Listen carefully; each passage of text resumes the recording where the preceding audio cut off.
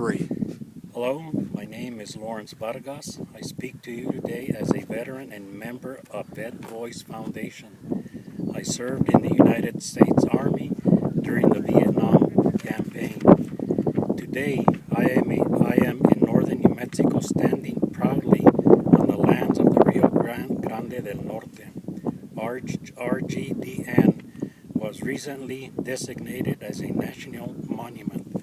The veteran community, along with the Vet Voice Foundation, was very involved in the efforts to preserve these lands. As a veteran, I have come to recognize the important role that our nation's public lands play in the recovery process for those that are healing from the wounds of war. Public lands such as this new national monument are a tribute to Americans' heroes that have so selflessly served our nation. These lands offer a means of recuperation. Having an opportunity to go for a hike, fish, or camp with family and friends are important and often serve as a means of dealing with the stresses of everyday life. These are lands we love. These are lands we defended overseas. Now, more than ever, it is important that we protect them here at home. Today, I would also like to talk about a vital conservation program that supports our public lands and parks all across America.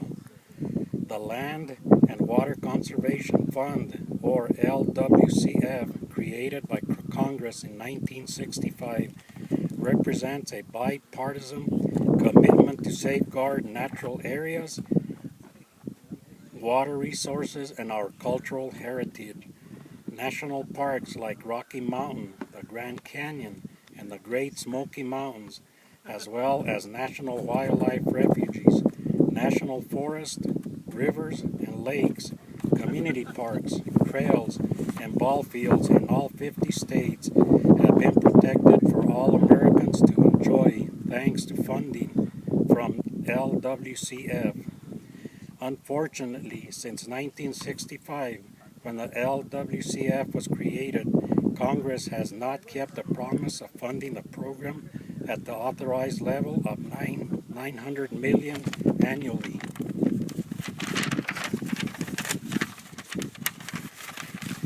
It is time for Congress to rethink its priorities.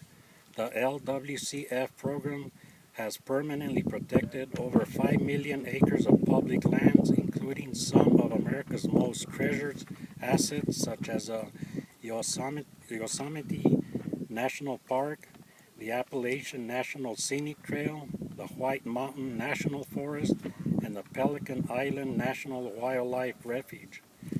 LWCF also has a strong impact in our economy. Each year, more than 87 million people enjoy hunting, fishing, or other wildlife-related recreation, spending $45 million annually in local communities. Also, active outdoor recreation contributes $646 million to Americans' economy every year, which in turn supports 6.1 million jobs. LWCF is a catalyst for this growth. In addition, it's important to know that LWCF does not cost the taxpayers a dime. The program is funded excessively from a small fraction of oil and gas leasing royalties on offshore drilling. It receives no funding from tax revenue. By fully funding the Land and Water Conservation Fund, we are supporting the protection of our public lands and their infrastructure as well as our local economies. We are also continuing to safeguard these lands for Americans' veterans.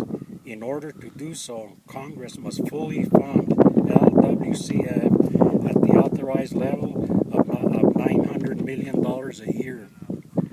We need to send a message to Washington on the importance of this storied program.